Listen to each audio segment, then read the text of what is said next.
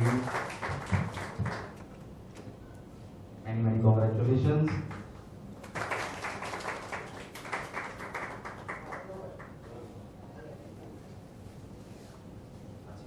Okay. और last हमारे हसमुख जी जिन्होंने एक भी शब्द नहीं बोला, सिर्फ अपनी मुस्कान से लोगों को लुभा दिया।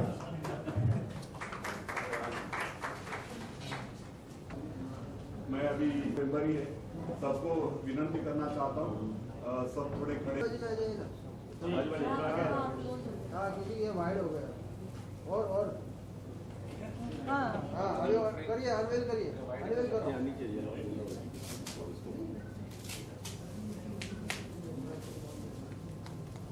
और मैं आनंद मानता हूँ कि धूप का प्रकाशन राम पर्व के सुबह से हो रहा है और ये बुक की प्रति यहाँ हमारे बैठे हुए हैं सभी गेस्ट अपने अपने साथ लेके जा सकते हैं।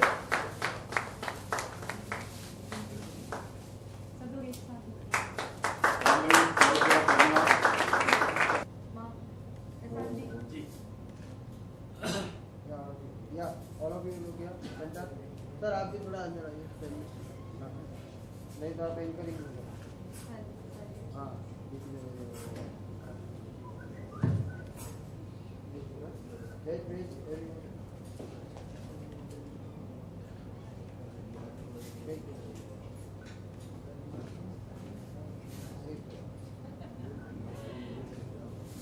Thank you. एक छोटा सर क्या कहना चाहेंगे, आज इंडस्ट्री में इतना बड़ा नाम मिला है मीना जी ने? ये असली नाम तो यही है, वो हॉलीवुड से बॉलीवुड, बॉलीवुड से टॉलीवुड, बॉलीवुड और वुड और वुड। अरे भाई, हम हिंदुस्तानी फिल्म इंडस्ट्री वाले, एक हिंदी फिल्म इंडस्ट्री वाले, शुद्ध हिंदी ना सही लेकिन आम बोलचाल की भाषा हिंदी जिसको कहते हैं हम लोग, उस फिल्म इंडस्ट्री वाले, उसका नाम दिव्य लोक है। बहुत अच्छा नाम है। पूरी नहीं पढ़ी मुझे 1.5 से कापी मिली तो प्रति थोड़ी देर में पढ़ा। बहुत अच्छी, बड़ी डिटेल, बड़ी स्टडीज़ के बाद इन्होंने ऑथेंटिक वे में सब लिखा। वरना हम तो सोचे थे फिल्म इंडस्ट्री 1920-30s में दादा साहब फाल्के के आसपास ही शुरू हुई है। इन्होंने जो पहले लिखी हुई 1892 के अंदर फिल्म इंडस्ट्री शुरू हुई, शुरुआत वहाँ से हुई, फिर आहिस्ता आहिस्ता आहिस्ता आहिस्ता और बाकी पूरी पढ़ूंगा तो पता लगेगा। आज किस नज़र से देखते हैं फिल्म इंडस्ट्री को? आजकल क्या? आज किस नज़र से देखते हैं आप फिल्म इंडस्ट्री? भाई यही 2 नज़रें मेरी एक ही नज़र।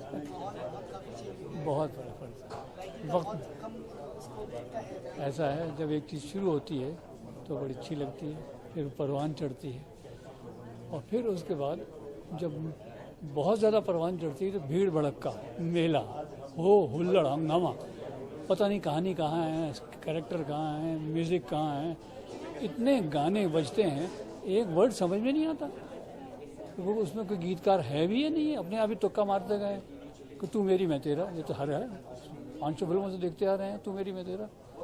गाने के तो लिरिक्स कहाँ हैं जो कैफी आदमी साहब लिखते थे, या हमारे पुराने नौशाद साहब जो म्यूज़िक देते थे, बैजू बोहरा का जो म्यूज़िक था, शास्त्रीय संगीत पे बेस्ड मदर इंडिया के अंदर जो म्यूज़िक था और सिचुएशन को उठाता था, कुछ भी नहीं। आजकल के गाने जितने हैं डिस्को में धम धुम धम धम, और डांस भी क्या है, एक्रोबैटिक एक्सरसाइजेस हैं, कोई डांस नहीं है। तो ऐसा नहीं कि अश्लील होगी, मगर शुद्धता जो है वो ख़त्म हो गई।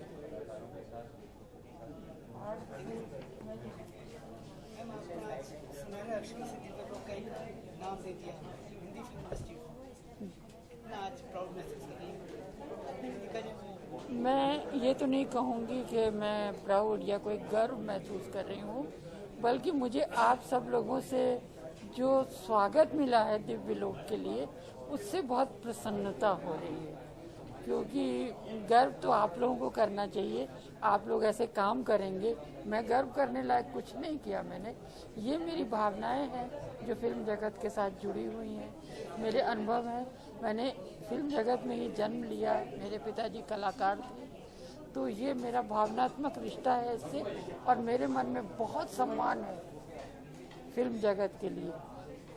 इसलिए मैं इसको, ये नाम स्वतः ही मेरे मन में आया कि ये दिव्य लोक है, ये और कुछ नहीं है। कोई किसी अंग्रेज़ी नाम से इसको बुलाता है, अंग्रेज़ी नाम की नकल करके, तो मुझे बहुत अपमानजनक महसूस होता है। आज आपको ऐसे दिग्गज जिनको आज भी किन चीज़ों को आपने किन चीज़ों को लिखा है? मैंने पहले तो यही लिखा है कि फिल्म जगत क्या है, किस तरह से मतलब यहाँ संस्कृति है, कला है, वैभव है।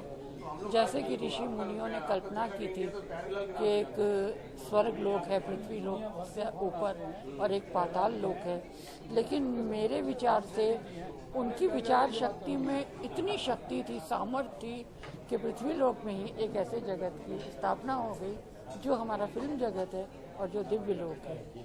और फिल्म जगत ने हमारे देश को बहुत कुछ दिया है, जो मैंने इस पुस्तक में लिखने का, उल्लेख करने का प्रयास किया है। मैंने बचपन से फिल्म कलाकारों को देखा है, जाना है कि वो कितने नैतिक मूल्यों वाले महान लोग थे, और फिल्म जगत के बारे में बाहर के लोगों की कितनी गलत धारणाएं हैं। मैंने उसका खंडन करने का प्रयास किया है, क्योंकि वास्तव में मेरी दृष्टि में जो फिल्म जगत है वो एक बहुत ही सम्मानजनक स्थान है।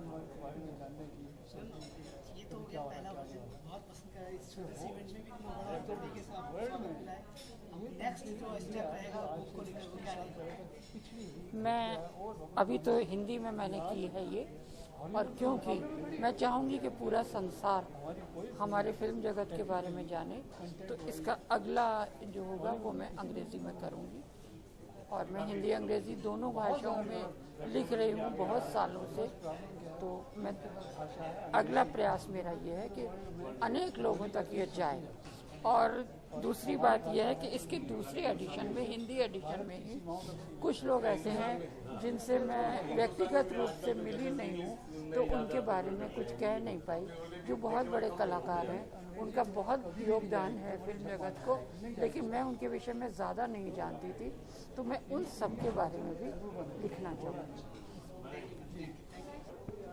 भाई सबसे पहले दिव्य लोक नया लुक, नया नाम हिंदी फिल्म इंडस्ट्री को मिला है और दिग्गजों के कलम से मिला है, क्या कहना चाहिए?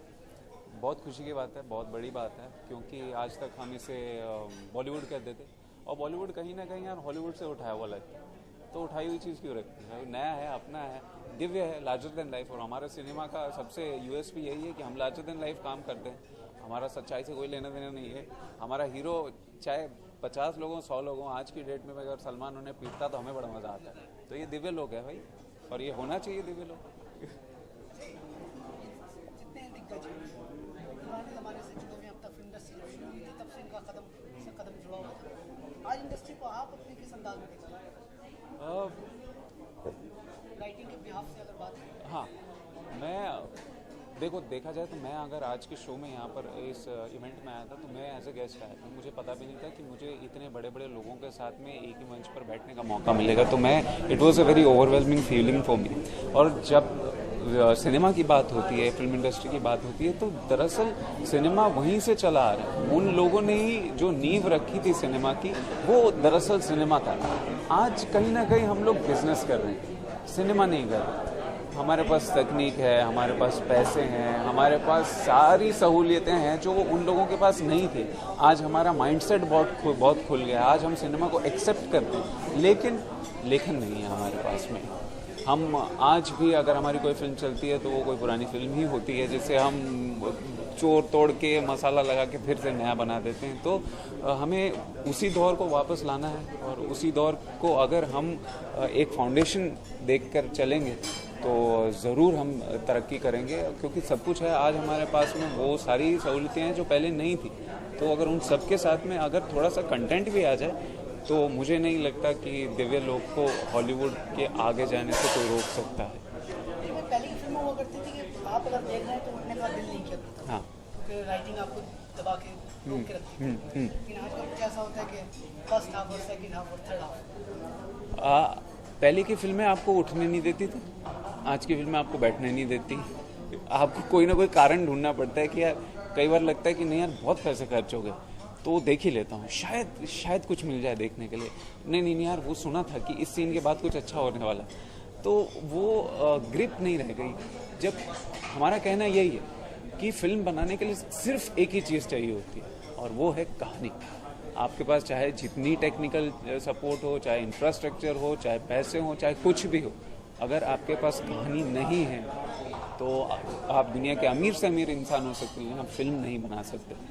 तो फिल्म बनाने के लिए लेखन की बहुत ज़्यादा ज़रूरत होती है। ये बात हमारी इंडस्ट्री को समझनी बहुत ज़रूरी है। और ऐसा नहीं है कि ये मैं कह रहा हूँ और बाकी किसी को पता नहीं, मुझे पता है, ये फीलिंग है इंडस्ट्री के अंदर और बदलाव आएगा। हम सब बदलाव चाहते हैं, तो जब सब चाहते हैं तो वो चीज़ होगी, ज़रूर होगी।